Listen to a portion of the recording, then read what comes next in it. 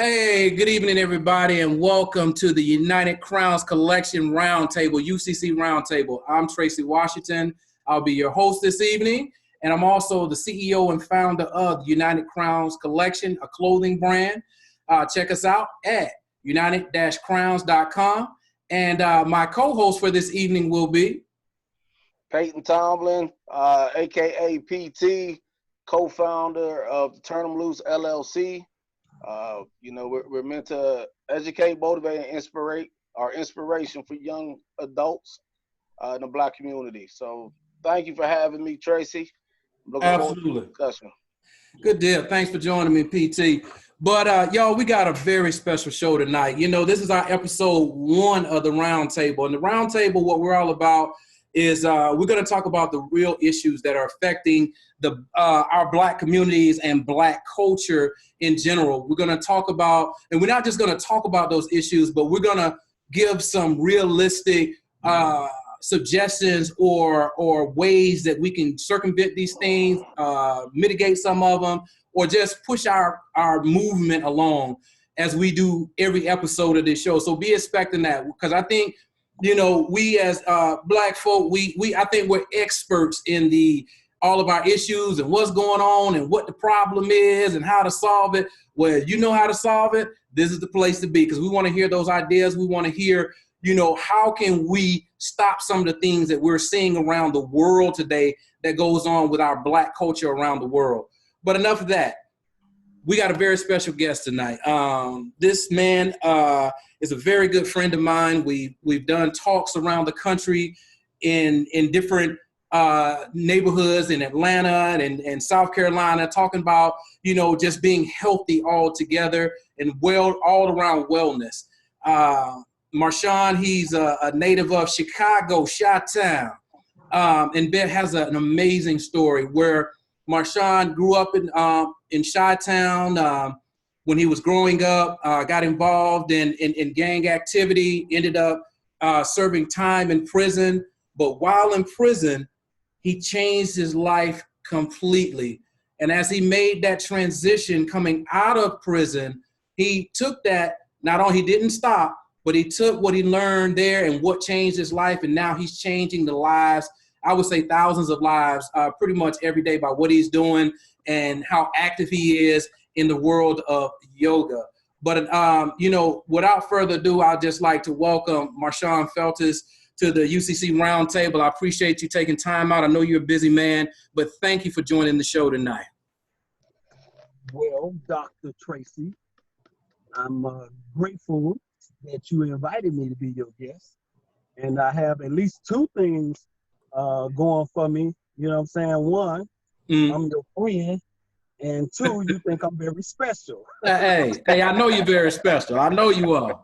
Yeah, but yeah, man, I really applaud you as well for hosting this type of forum, man, to really dig into our issues and how this sets in the culture of the Black community, because it's definitely one of the pillars of issues that we have in our community that surrounds those that have been incarcerated and that are now returning citizens, and how that plays out into the overall scheme of life. So as you said,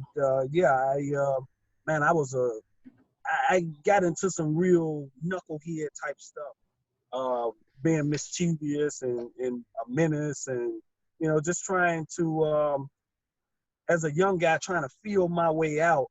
I got into a lot of stuff, but ultimately at just shy of my 18th birthday, I shot and killed a guy.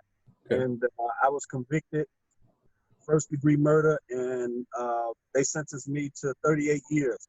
Wow. The Illinois structure at that time was you serve 50%. Unlike now, you have if you're convicted of murder, you serve 100% of your time, whatever they give you.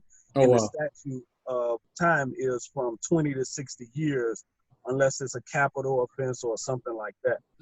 So with me having 38 years, I had to do 19. And so, you know, I went on to do my time, and it was a roller coaster, man. It was I was a young kid coming through a very adult, oppressed, systematic system, And, in the same way that I was trying to feel my way out on the street, I was trying to feel my way out in a totally new environment now, where the big boys are really at, Yeah. that have probably Absolutely. served more time than I have been alive, as well, people that will never see the streets again. So definitely it shaped me in a way that I don't know that I can put the words together to really express how that has molded me into the person that I am today. But yeah, I'm deeply grateful for life and for all of these interactions that I come across. Definitely you're one of my favorite people. Well, And thank so, you, sir.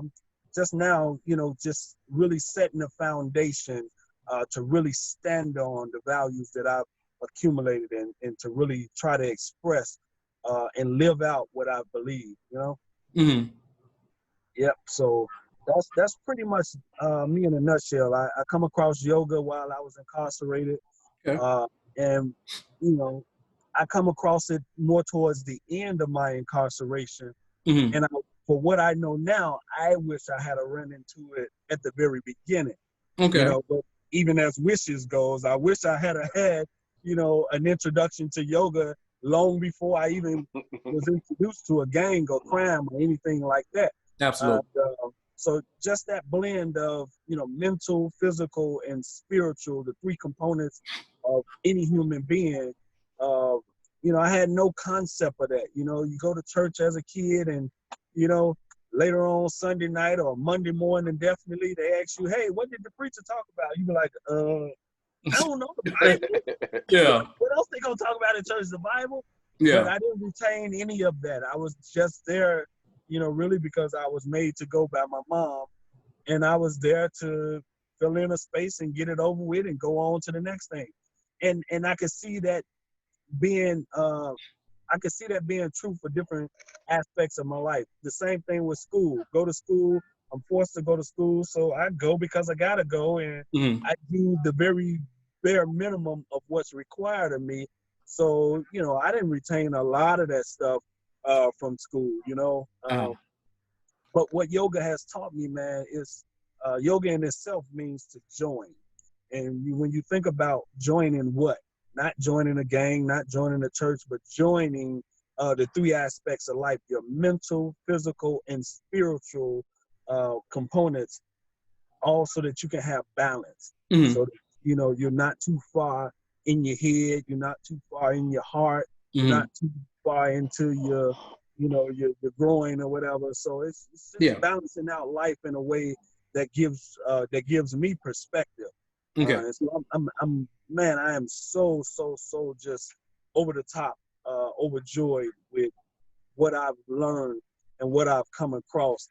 And again, I don't hang on the past in a sense of holding regrets or anything like that. But I will say that, man, if I wish was a birthday candle and could come true, then I would change definitely a handful of things. Now, the shocker to this is that I wrestle within myself I don't know that what I know this day, I don't know that I would have been pressed enough to have evolved into what I am today had I not been to prison. Okay. That really, it rocks my socks. So I don't really care what other people think about it. But it rocks my socks to look at now, what does that mean for the young men that are out here on the streets now? Talked to a young guy earlier about he was glorifying and just really happy that he had accumulated so much stuff from looting. And, I had to just kind of break some things down to him and let him see, like, man, now that you've accomplished that, where's your mama going to go when she needs to go shopping? Absolutely. You don't even have a car. You know what I'm saying? It was already tough. We're under a pandemic. The world is in a state of crisis and needing to be healed. And on top of this, we have a monumental moment where racism poked a hole in the fabric of humanity once again. Absolutely. And caused this uproar throughout the country. You know, from city to city, you hear people rioting and you know, just kind of taking to the streets, protesting and looting and, you know, expressing themselves, some very much through the depths of anger, and some more poised but yet still reserved enough. But you know, just explaining this to people that are set on an instant gratification to get goods and things just to have stuff, by way of claiming clout. But when I broke it down to them, you know, to look at, like, man, it was already tough to find stores where you can go in where they don't talk to you or chase you. They don't talk to you crazy or chase you around the store talking about some, are you buying? Are you buying? And now the few stores that we did have, they're looted. You know what I'm saying? They're probably sitting in ruins now, either from being depleted or because somebody done set fire to them. But what that does to our neighborhood is that now we don't have these resources in our neighborhood. And so the people that do still have stores and restaurants and whatever in their neighborhood, they're going to be overly guarded and they're going to jack the prices up because they know these are essential items that you're going to need. Absolutely. So just that kind of thing of looking at now life in a way that I can hopefully interact with people in a way to get them to recognize the aha moments of life. Like, you know, to give something to somebody where they're like, yeah, you know, and I didn't want to, I don't want to do that as so much as a title, you know what I'm saying? Yeah. I can, you know, I can go to seminary and be a pastor, and I could say, you know, according to what thus says the Lord, this is why, you know, I think these generations now, their ears are turned off to that. They don't, you know. Yeah. I couldn't come as a, well, you know, hey, I used to be this rank and this and that and this in the gang, and you know, you need to, shorty, you need to. Their ears are turned off to that. You know what I'm saying? Yeah. But the one thing that's still, and you got to take what I'm saying here, because there's a spiritual component. For me, there's a spiritual component to it, so I can't negate that. But at the same time, me coming to appeal to the heart of the individual that I'm talking to. Yeah. I believe there's still a soft spot on any human being's heart that can be appealed to. Yeah. You know, even the most racist, diabolical, I believe they're still in some type of way. Sometimes it's through their kids, you know, or sometimes it's through money. Sometimes it's through aggression. But I still think that there's a way to appeal to someone's heart. And once you get in, you got to figure out what you're going to do while you're in, you know. You got to get it while the getting's good. You got to get it good, man, because you're one influence amongst many. And it doesn't take but a slight second for somebody to flip into the darker aspects of their mind, and then they've closed the door on their heart, and you got to find another way in. Yeah, well, let me ask you a question, Marshawn, because that actually sparks a question for me. And so, you know, just listening to your story, you grew up in Chicago, got involved in gang activity, correct? And then ended up killing someone, and then you went to prison. Now, help me understand this part. I know, and you know, when I met you and Toya about 2 years ago, and I guess this was just my closed-mindedness, but now I see a lot more Black folks or people in the Black culture actually being involved in yoga and you know, more of the spiritual aspect, meditation, and these type things.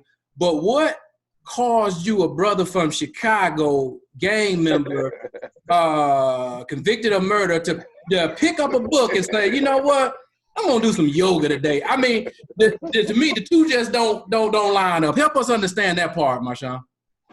Well, since I'm talking amongst my brethren, then I can tell y'all, hey, I was a skeptic. When yoga was first introduced to me by a guy, he's a Polish guy, I was like, man, if you don't get out my face.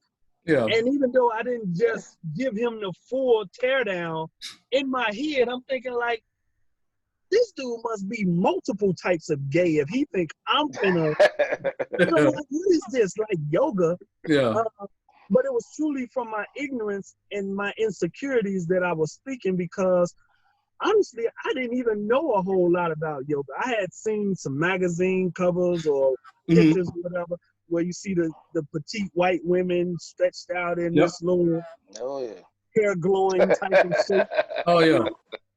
I'm offended because, I got a nice size on me. I clearly I got clout and recognition in the jails, and it's like, I'm offended that this dude even would bring this conversation to me. Like, what is this? But this guy was so persistent, and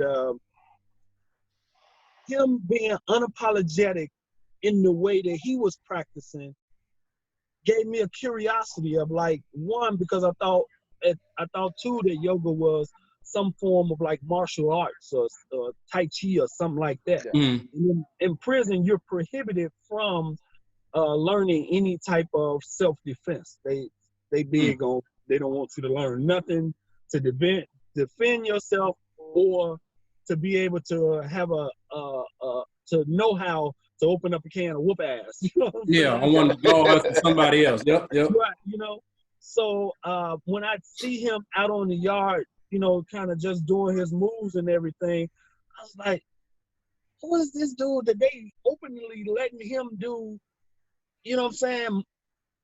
karate or whatever he's doing?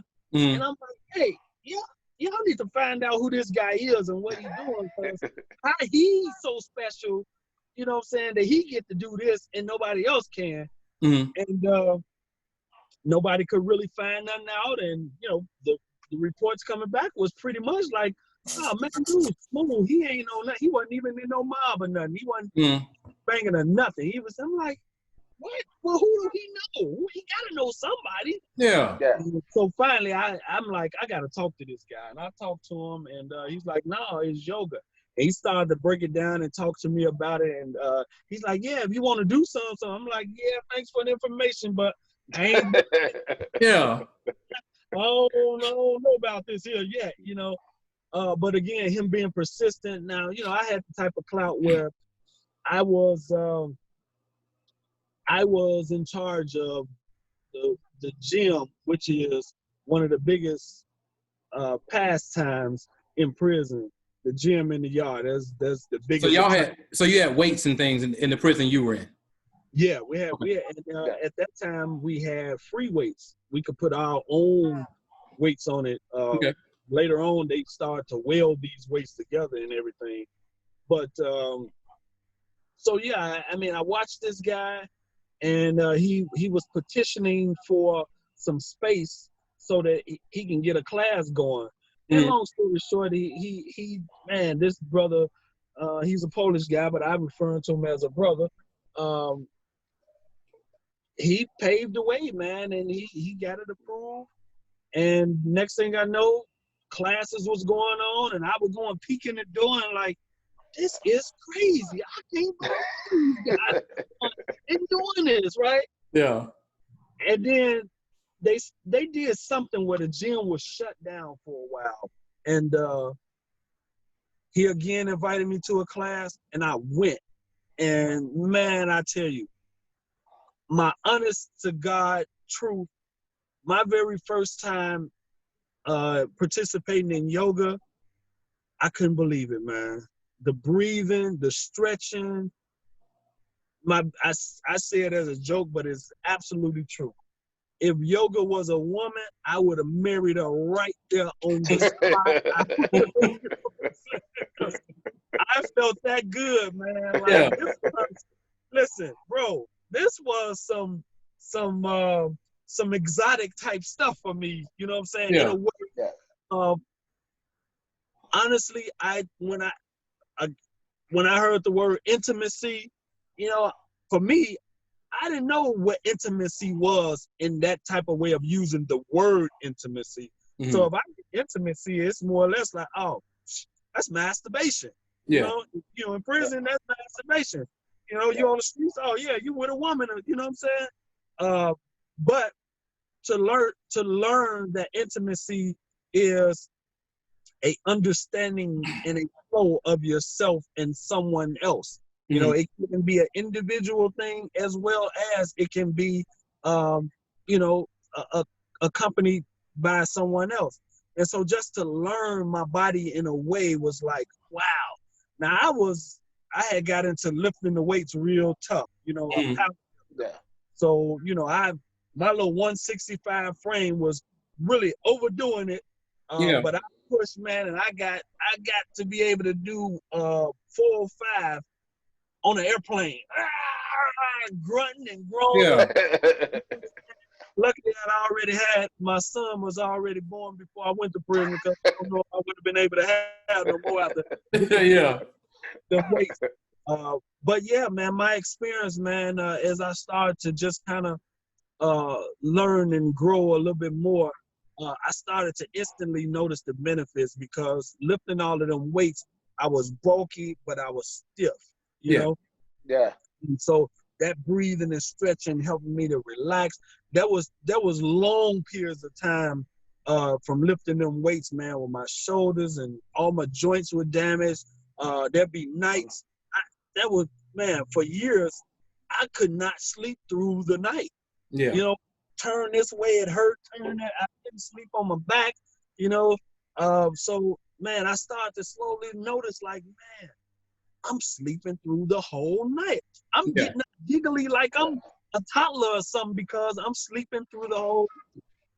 And so it just, as I started to click in this understanding of what was happening to me, and again, this is over a period of time, yeah, it's happening more real time for me. And man, I just started to get more into it, man. I started to get his books and read the books, and you know, and a short period later, he was the volunteer instructor. And a short period of time later, he had to go and he got sent to another job, which was a paying job. And he asked me to take over the class. And I was like, what? Take over the class? I ain't even been in it long. I don't even really.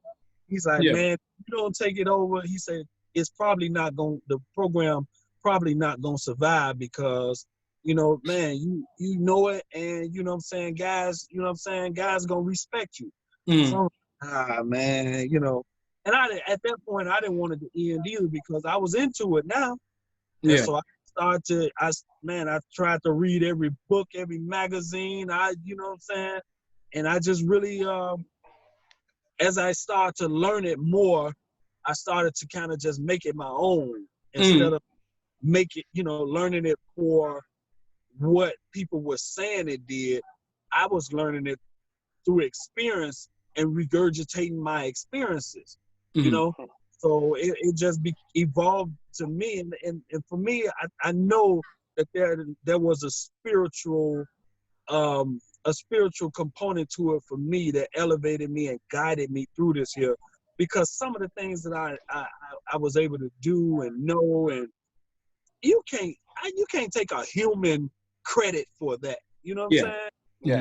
You know, people think miracles are these sky opening events, that, you know, the heavens open up and God goes, oh.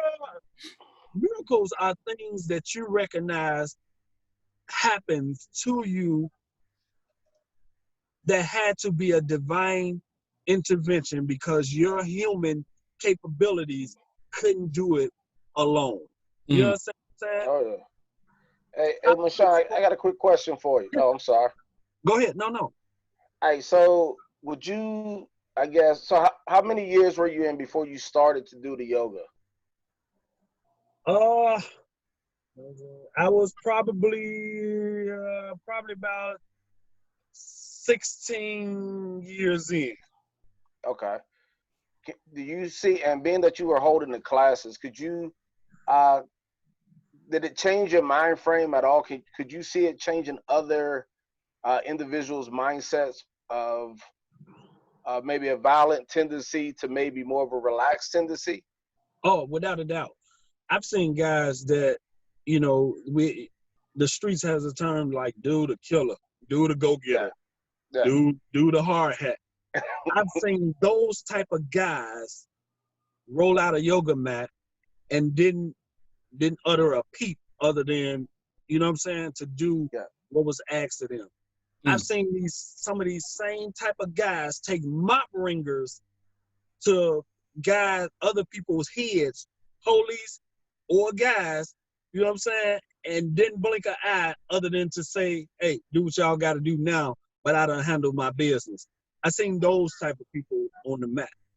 I seen people for the hour that we practice.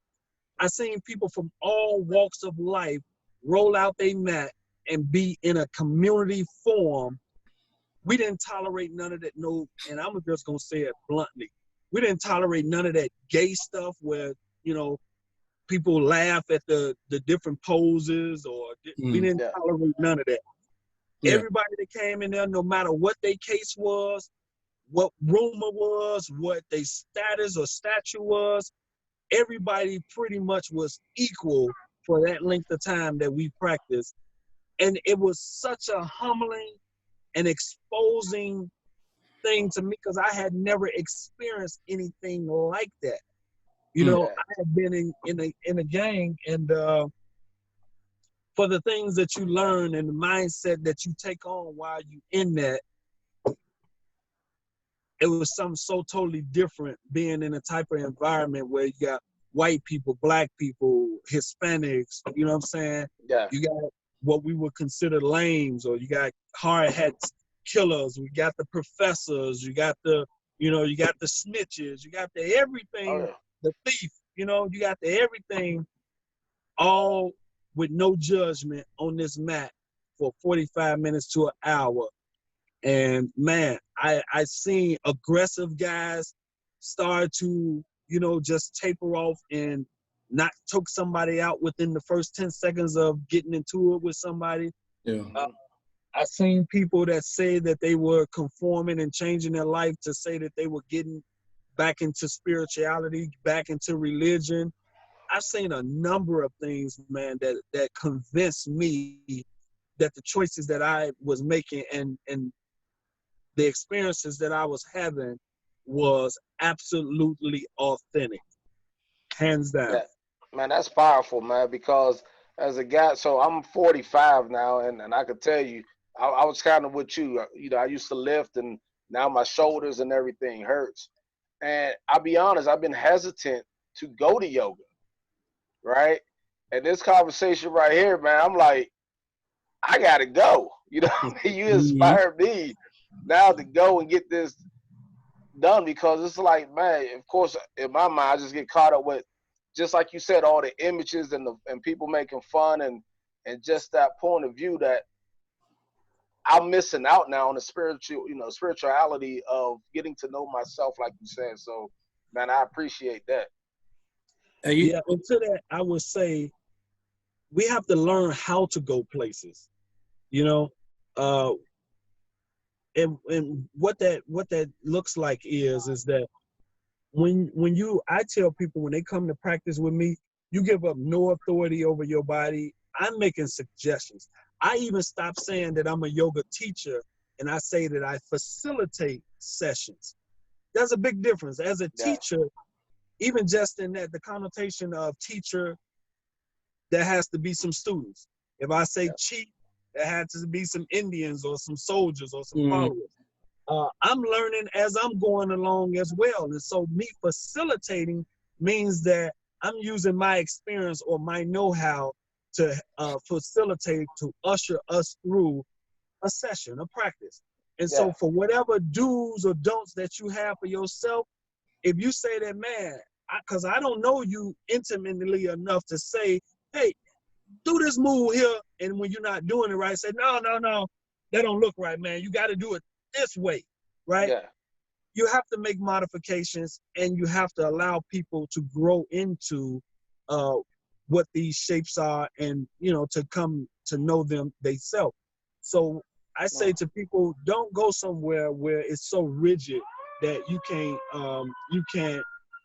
make modifications, or that if you ask for a modification, they don't have one for you. So as you go, because some people say their first time going, they say they don't want to go back because it was strenuous. Like, man, yoga hard, man. I can't. If you go to a class like that, don't give up. Try a different one. But go in with the mindset of, I'm going to go in and do what I can. I'm not going to go in and try to keep up with everybody else or be in competition with this mat or that mat. I'm going to go in and try to just, and look for the truly beginner classes. Look for the gentle beginner classes, and you should, you should be all right.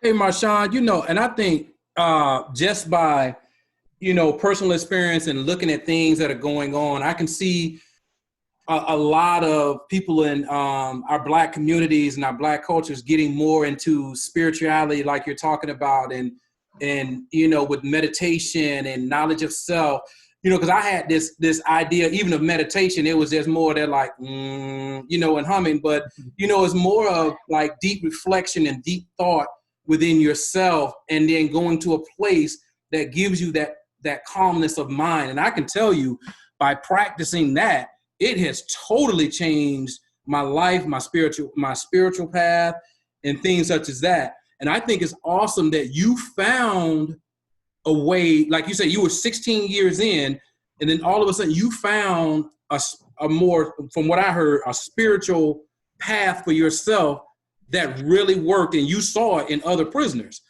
Mm-hmm. But, and I know, I can't say I know, but from what I hear and from what we have talked about, prison is a very hard place. And especially not even just the fact of being there, but it's also, being away from your family, being away from other loved ones. And also there's a sense of maybe guilt, remorse, or wish I could go back and change the hands of time of what I did to get me here in the first place.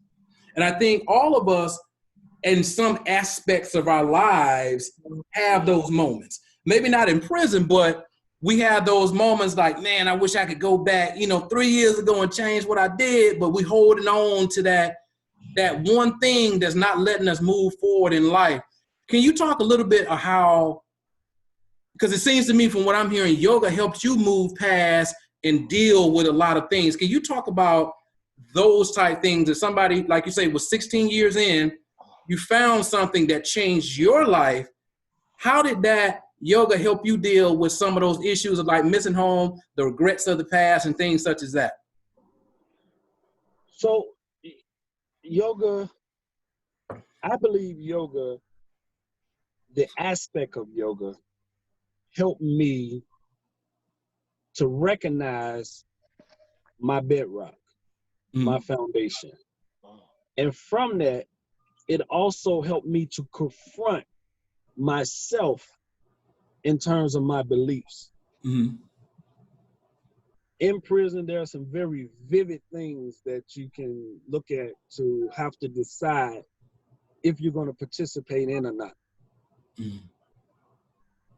Are you going to participate in suicide? Mm-hmm. Meaning, do you have the capacity to commit suicide?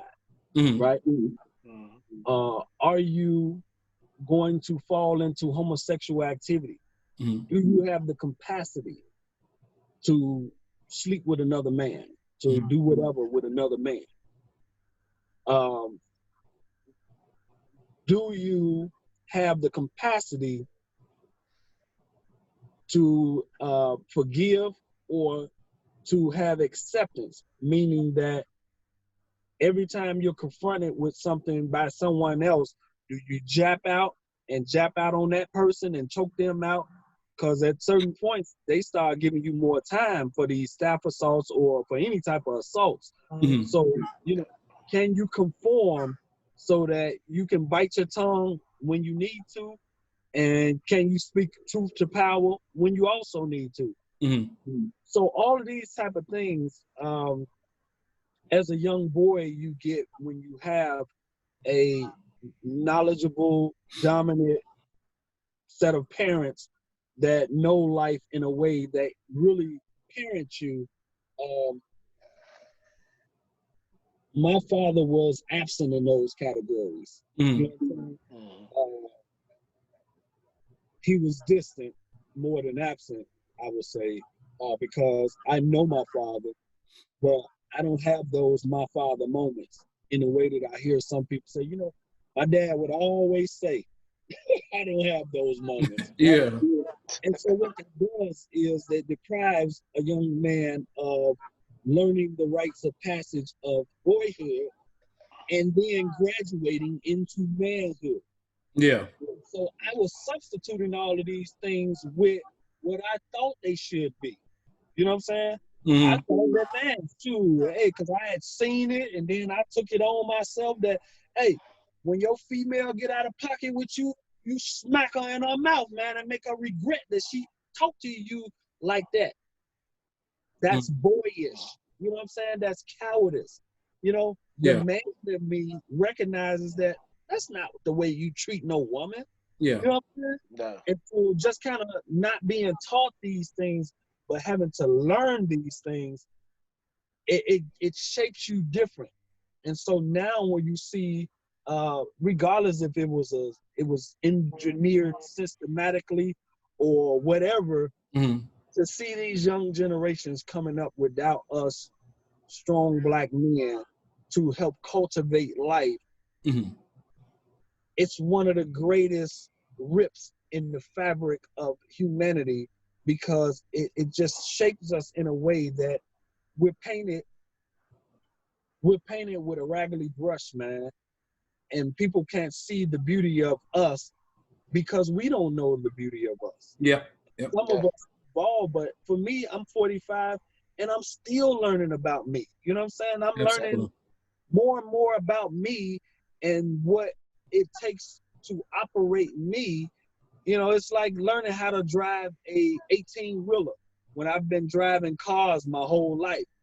It's new, it's daring, it's challenging. There's so many different aspects to it, you know.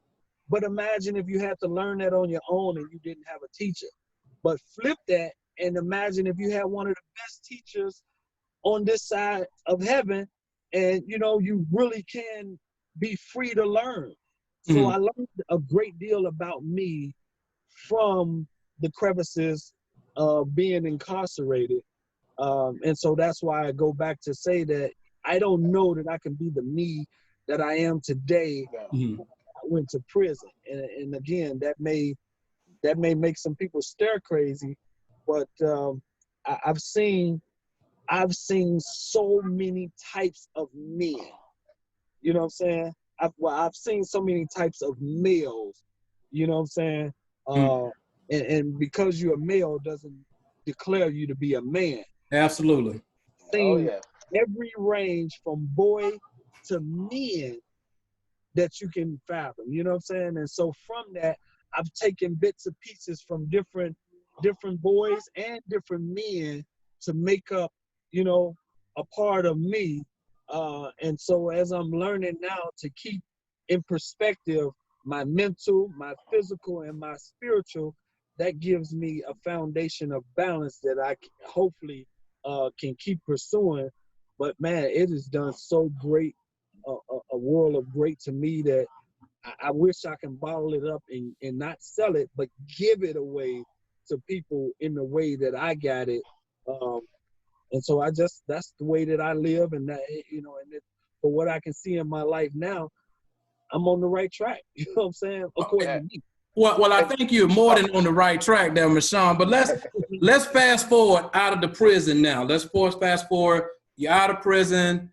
And I know when we talked and I read, more about your story, there was, difficulties getting jobs and finding things, as far as employment.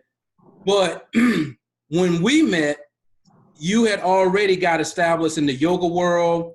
you already were teaching yoga. And then while we were, I think on our second trip, I think we were in Atlanta that time. What were you in Atlanta when you found out you became president? Yeah, I think we were in Atlanta. Okay. Yeah. Walk us through that. So you go from 19 years in prison. You're learning yoga. 19 years, 9 months. Yes, sir. Yeah. No, Hey, I'm sorry. hey, there you go. I'm sorry I left that time off. 18 years and 9 months. I'm sorry. Okay, 18 years, 9 months. And then at the 16-year mark, you learn yoga. You're going through this spiritual journey. You're helping yourself. You're helping the other inmates. Now you're out and you're helping people. Walk us through that story as well, too, because I'm sure that was different. And you went back to Chicago, where you were from, and I'm sure that was a change for everybody who used to know you for when you got in. There were maybe, I'm guessing, some temptations, and people will say, hey, man, glad you're home. But now you're on this new spiritual journey. Walk us through that, because I think right now, and we talked about this before, that there's a population of our Black culture that is incarcerated now. And a lot of times, yeah, we hear the stories of people getting out, getting exonerated, and we're cheering, their names in the newspaper. There's a lot of brothers that when they go in, nobody contacts them until it's time for them to get out, and they go back home, and people kind of pick up from back in the day and they start over. So walk us through that journey and how you got to be president. Was it of the Yoga Association or what? The Yoga Service Council. The Yoga Service Council. So walk us through that, how you went from out of prison and that journey as well, too. Because I'm sure a lot of people that maybe have had similar experiences would love to hear how you went from prison to where you are today. Yeah. There's no cookie cutter template for any of this. You experience it because even some of your greatest ideas and plans may not necessarily come to life in the way that you envisioned them. Yeah. But it's still better to have a plan and not need it than to need one and not have it. Absolutely. So coming out of prison, now I had made up my mind before I got to the street. Like I lived differently in prison than most guys because of status, because of favor, because of whatever. I was able to do things and have stuff that some people couldn't get and couldn't do. But even with all of that, I had made up my mind. Like I said that I would rather be a bum on the street than to be in prison, and I meant that, And so coming out, man, this is where they say, so to speak, the rubber meets the road. Yeah. This is where your true test for all the great ideas and plans that you had in place. And I'd say, man, get you a plan A through Z and 1 through 100 and whatever else you can put in your arsenal, because you may come to need it. Yeah.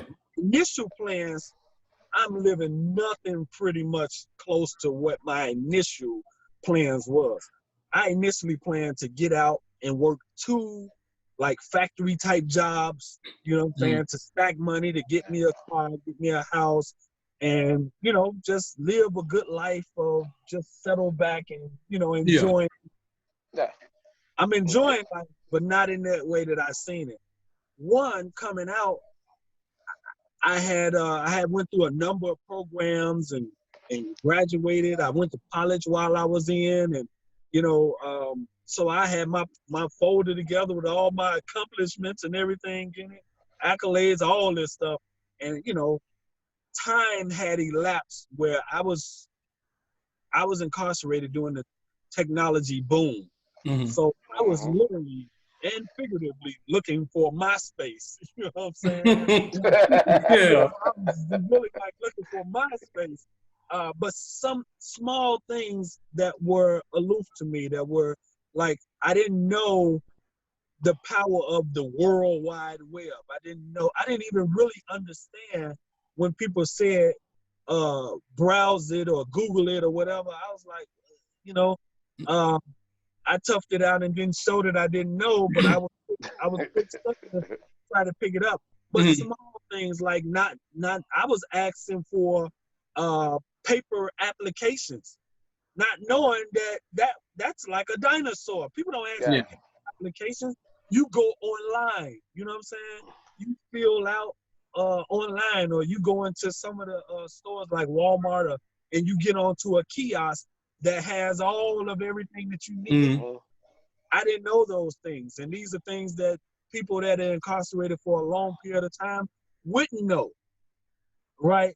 So it's small things like that and other things that had me going into establishments, and they would instantly know, like, nah. But even there were some places that didn't know that I was incarcerated because they never even gave me the chance to see my folder. I went to one place and they had a help wanted sign on the door, and I was like, yeah, they need help. Man,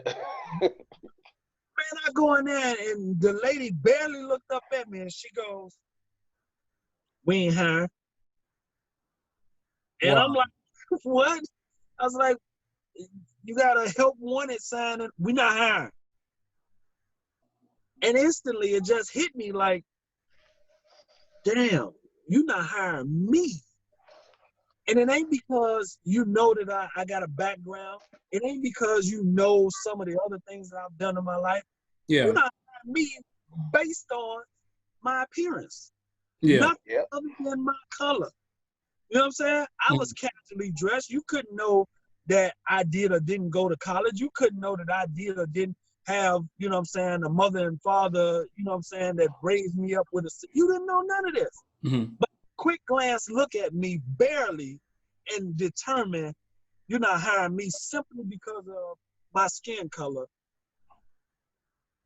Man, the anger that boiled up in me, but the discipline that I had learned, you know what I'm saying, from practicing day to day, even while dealing with those racist some on the inside, it gave me practice to demonstrate that thing when I was on the outside. And so I looked at that woman and I said to her, I said, you know what? It's your loss. I said something to that effect, you know, just to let her know from my perspective that I'm not going to give you the satisfaction of whooping you up in here or tearing up this place. I'm going to let you know this ain't right, but it's all right. I'm out of here. Because if that's how you're going to act, I don't want to work for you anyway. Yeah, honestly. But I knocked on many doors, man. I knocked on so many doors, and I got used to the word no in applying for jobs. I'd knock on doors, and they'd be like, no. Sometimes they wouldn't even let me in. I heard no in so many different ways, let alone a few different languages. I heard ways, you know. But I was determined, man. I was determined that I wanted to get my life on track. I wanted my footprint because I was living with my mother, and I wanted my footprint to be light in our house. I didn't want to come back and be a burden, sucking up her money and her resources, eating all her food, laying on her, putting dents in her couch from just laying on the couch. I wanted to be the man that I knew that I could be, the man that I know that I am. I wanted to be that, but I needed a help. And so long story short, in that aspect, man, the one organization, I'm still affiliated with this organization today. The one that gave me my first job, a place called Bethel New Life. I still affiliate with them. They still, it's the space where I can teach my yoga classes out of, facilitate my yoga classes out of. And so I still rock with them. But through I had started to get recognition in you know, for being a black guy of all things, doing something doing something that is like a black guy would do, yoga, Absolutely. right? You know, and to be able to articulate my expressions and be unapologetic for it, people started to take notice of that. I started to get interviews for radio, magazine, local newspapers, you know, and then it started to just grow. More and more people started to ask for interviews, and you know, I was like, okay, cool, yeah, well, yeah, what you want to know, and that led up to me. A lady that I met, we became good friends, and she invited me to New York for a conference, and I'm like, okay, cool. They gonna pay my way and my room and board. Mm-hmm. So I had never had a vacation, so this was like, all right, then bring it on. Yeah.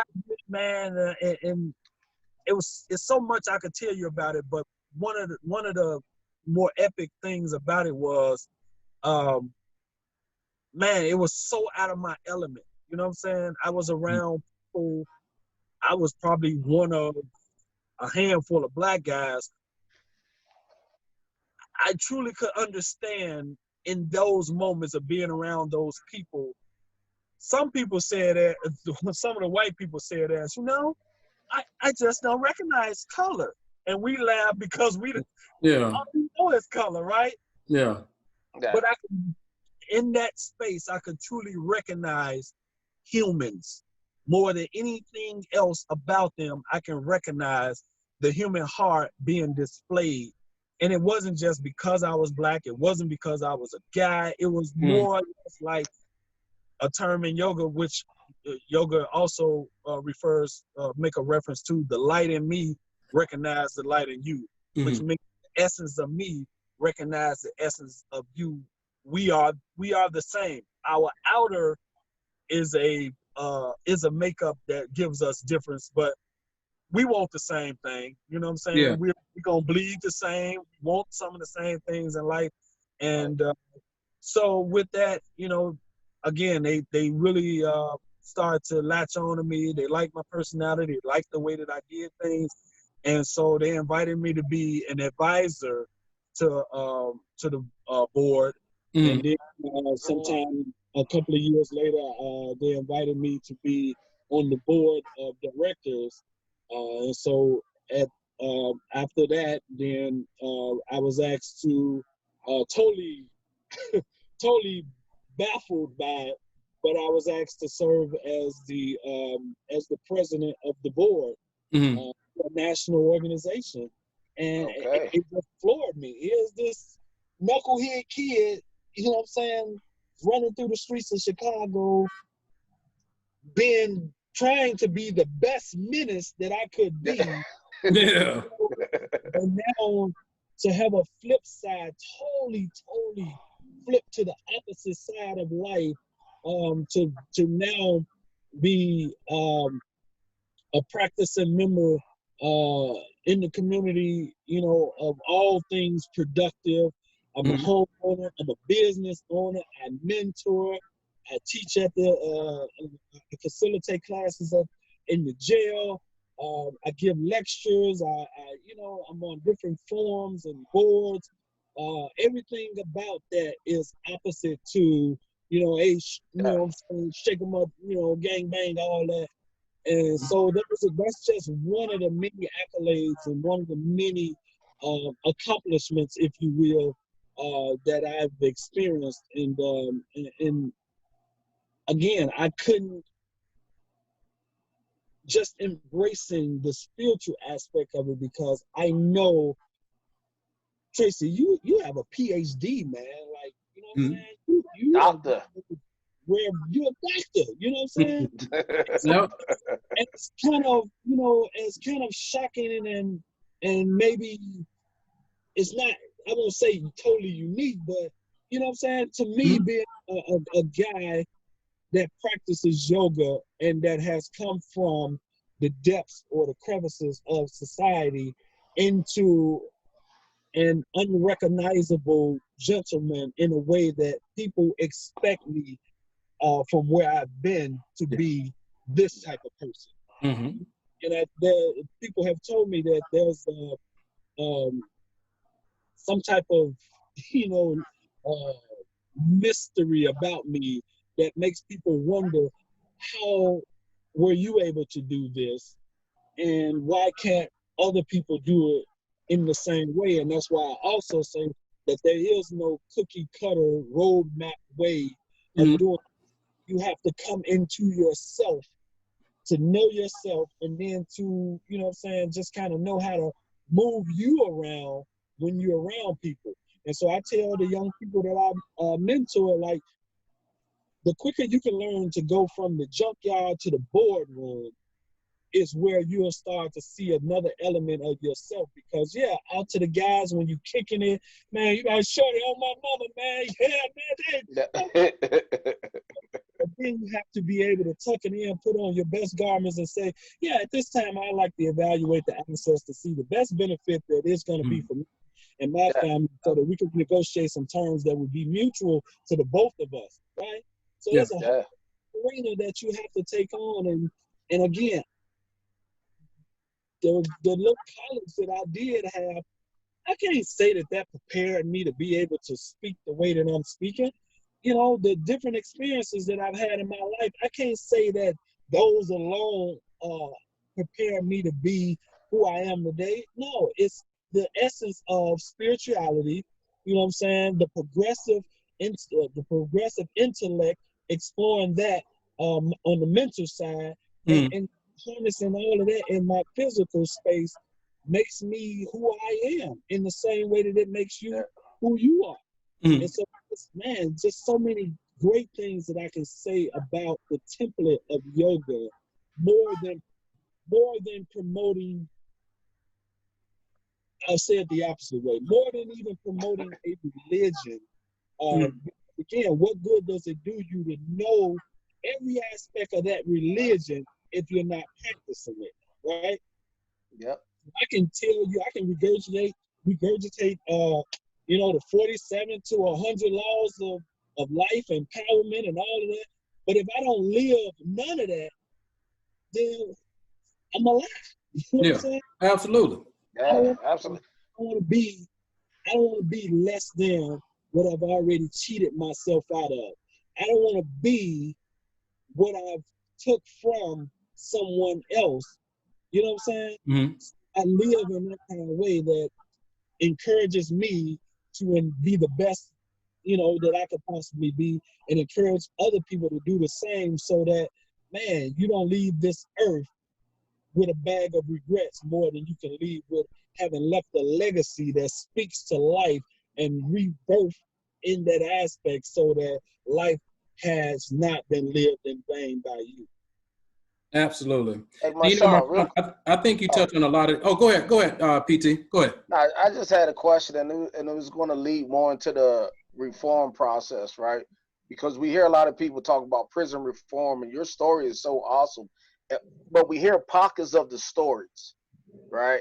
Are there not enough programs? Because as you said, you was told a lot of no's coming out of prison for employment and things to that nature. Is there not a transition type of program where they could put prisoners or ex-prisoners into work situations? Well, here's the complicated answer to that. Yes, no, it depends. And so what that can kind of come into a nutshell is that, yes, there are, even like in this time, there are jobs, but what are you willing to do for it? What do you have to sacrifice for it? And how much does it mean to you to really want that job or program? No, in a sense that there are still so many barriers that we're up against as being black men, that have that are ex-convicts, as being black men that have been stereotyped, profiled. All of these things come into play to make it a depend. It depends on maybe who you know. It depends on what you know. It depends on, how you can maybe get to some of these things and where they are, and You know, so it's a lot of depends. But again, your determination. I became a business owner pretty much partly for fantasy, but then also to fulfill, I wanted to say and be able to have a source of income in case any job said, you know what, we're taking our ball and bat and we're going home, or we're taking our ball and bat and you can't play with us no more. Now I'm out of income, right? So I wanted to be able to have that aspect to myself to say, you know what, I'll grow my business and make it what I can because at least I can depend on me. When all else fails, at least I should be able to depend on me. Yeah, absolutely. So it's just that thing of your makeup. You know, have you fully come into a knowing of yourself that when times get drastically hard, not just hard, but when times get drastically hard, you know, what will or won't you do? Yeah, right? absolutely. So, I'm really hearing you, like you say, you got to depend on yourself. And then too, I think a key aspect from what I'm hearing is that your spiritual journey and the energy that you were giving out, because I believe in, the law of attraction and energy, because once you started focusing on a more positive path, getting to know yourself and healing yourself as a Black man, that's what really propelled you forward, and it wasn't a perfect road. Because I think some people think, okay, well, I'm healing myself and I'm positive and everything's supposed to be, rosy as I take this journey, but it's not really like that. It's still staying the course and having that faith that things are going to be okay. So, Marshawn, with all these things, and I think you've done phenomenal things since you've gotten out of prison. What would be one thing that you would give to our kings and queens out there who are either now transitioning or will be soon transitioning out of prison? What would you give them, or what advice would you give them so they can start their path and their journey of positivity once they get out of prison? Oh, ooh, how many more hours we got? About 10 minutes. So, all right. So, the thing that I would say is, don't be afraid of what you don't know. Mm. You're not gonna ever know everything.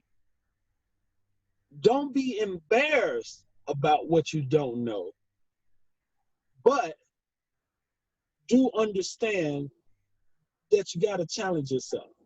You gotta accept that things are not gonna happen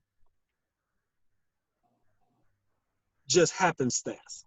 You gotta have some skin in the game. You gotta know what your limitations are, what your abilities are, and it helps to try to surround yourself with as many productive figures as you can.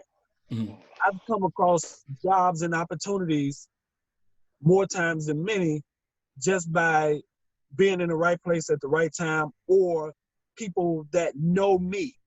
And so the more you can expose your skills and your assets to people, it makes for a broader word of mouth type of resourcing that you can, or networking that you can get resources from.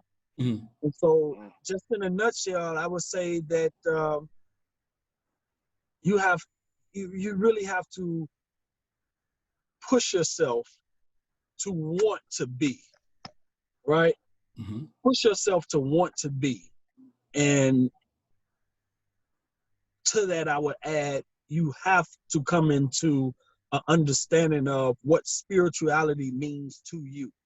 You have to understand your mental makeup and how you make decisions, how you fall apart when things aren't going well, how, all of these how-tos about yourself, and then be in enough physical condition that you can endure all that you're going to experience, good and bad,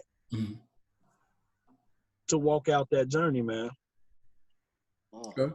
Hey, PT, you got anything? Because we're coming to the last few minutes of our show tonight. But PT, you got anything for Marshawn? Hey, man, let me tell you, after what he just said, man, that was powerful. So I don't have anything that's going to definitely match what he just said. Hey, man, it was a pleasure to meet you and to talk to you and to hear your story, brother. It's definitely an inspiration, and I would love to be able to call on you as a resource as I'm out here, you know, talking to our young brothers and sisters too. You know, the more we are together, the more we can spread this positivity and share the negative image of us. So thank you. I appreciate it, man. Wow, that's awesome. Thank you, Tracy. Absolutely. Marshawn, my brother, any final words you would like to tell everybody who's listening, man? I appreciate you for, you know, who you are and what you're doing and the journey that you've come along. And I think the advice that you gave at the end, man, not only can our kings and queens who are coming out of prison use that, but I think all of us could use that advice of stepping out of our comfort zones and knowing that it's okay not to know and just to take that leap sometime in the things that are your true passion and your true vision and pursue what's in your heart is the right thing, and the knowledge of self and knowing yourself. And it's okay to walk your spiritual journey in your way. So I think that was awesome advice. But is there anything else you would like to leave our kings and queens with as we wrap up tonight's show? Yeah. Well, first and foremost, you know, you're my brother, man. And I don't know, we have this type of kinship and relationship that it feels like we've known each other for many, many, many years, even though it's been a short period of time. And so I really respect you. And, you know, even as you're highlighting me, you know, definitely I always go back and forth with you on this here that, man, I admire you as well, because appreciate it, sir. You're definitely in a position that the accomplishments and what you've obtained and how you wear it makes us look good, man. You know what I'm saying? It makes us as black men look good, you know? Appreciate it, brother. And so of course, you know that my love, when I express my love for you is pure and genuine, to say that, man, I salute you, my king. And Peyton, I'm so happy to meet you as well, because again, it's one of those things of, because you're affiliated and because Tracy introduced you, man, I extend, you know what I'm saying, me to you, you know what I'm saying, with everything that I can, because, you know, I'm saying, I know that Tracy, I know Tracy like to wear some dirty shoes, but I know he don't hang out with filthy people. So, but yeah, I just want to leave to everybody, man, that even as we're in this time now of a global pandemic, and time seems to be dire, they are, but it could be much worse. Whatever situation you in right now, today, in this moment in time, it still could be much worse, right? Absolutely. Rejoice in what you have and what you can do, because the dead man want to be where you at right now today. You know what I'm saying? And so if you'll keep that in mind, you'll find ways to celebrate life.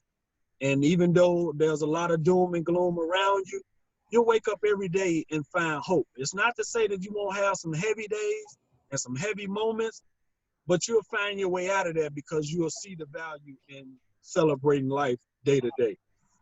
That's what I got for you. All right. Well, both of y'all, I really appreciate it, especially you, Marshawn, man. Thank you again, King, for taking time out and blessing us with, you know, sharing your life story and sharing your path and your journey and what helped you grow as not only a person, but as a brother, a dad, an all-around king, to take, you know, the bad from the past, heal from it, and move forward to keep helping people and motivating people all around the world, brother. So I love you, man, and I appreciate you giving time to the show tonight. Hey, PT, man, as always, bro, thank you for co-hosting tonight. And, you know, it's a much love and much blessings, man. And definitely everybody tune in to Turn 'Em Loose because it's an awesome podcast as well, too. But for all the folks that's listening, I think we had a beautiful show tonight, but myself and Marshawn are going to do a recap of this interview on Wednesday on IG Live. So just tune in at United_Crowns_Collections. Just tune in 8 o'clock Eastern Standard Time, and we're going to do a wrap-up, and that'll give you a chance, after you've seen this awesome interview, to give Marshawn some questions and things that are on your mind. And no holds barred, y'all. Just Marshawn is a very open book, and he'll answer any question that you guys have. So please tune in for that. And I hope you enjoyed the first episode of the UCC Roundtable. With that being said, we are out of here. Love all y'all kings and queens. Be safe and healthy out there, y'all. All right. Bye. Take care.